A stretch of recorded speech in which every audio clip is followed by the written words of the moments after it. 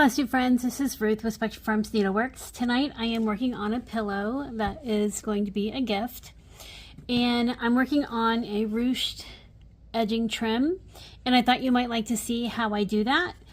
I'm hoping that this works because I can't really see from this angle what I'm doing, but I have a 1-inch ribbon, and I think I got this from Amazon, and I have my sewing thread. Sorry, I'm a little tangled. And I want a ruched trim, meaning, so here's my pillow, and I hope that's coming through, and I'm ruching the ribbon to create this type of an edge. And how I do this particular one is I just take my thread, and I'm using a black thread that I hope you can see on my green ribbon, and I just do like a running stitch.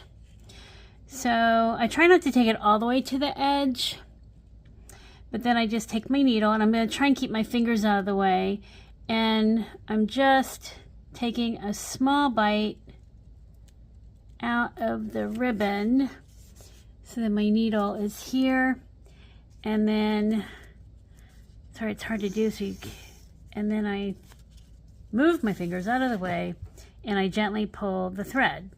Now, so it's kind of like, I don't know, what is that, 45-degree angle? I don't know. So I'm going to go to the other side, and hopefully you can see this, and I'm going to do the same thing over here. Now, you don't have to do your needle this way. I do it this way so you can see it, but you can take one stitch at a time. So basically, it's just a running stitch, and then the back, let me straighten that a little bit. The back will look like this. Okay, so I'm going to take a couple more stitches. Hopefully you can see what I'm doing. I'm just going to put my needle in. I'm going to run my needle back. I think that looks good. I'm going to push my needle through and gently pull it. Now, if you have to take one stitch at a time and pull it, that's fine too. I'm just doing this way to keep my fingers out of the way so you can see what I'm doing. Try to keep my stitches consistent. They're not always, but that's okay. So then there's my back. I hope that's not blurry. So once I've taken so many stitches, what I'm going to do then is, let me set my needle aside, is I'm going to very gently pull this thread, and you'll see when you pull it, it gathers. Let me set it down. Maybe you can see it better this way. So if I pull my thread, it's going to gather my ribbon. Now, I can leave it really tight, or I can spread it out and adjust it however I want the finished trim to look on the pillow, and then I will hand stitch the trim. Okay, so I wanted to show you that I finished adding the trim, and I kind of left it a little tighter than I thought I would, but I don't think it turned out too bad. This is the back of the pillow, and this is the front, and that's my finished ruched edging.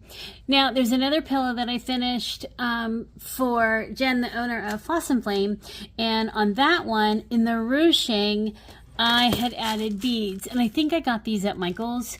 These are glass seed beads. Sorry for the lighting.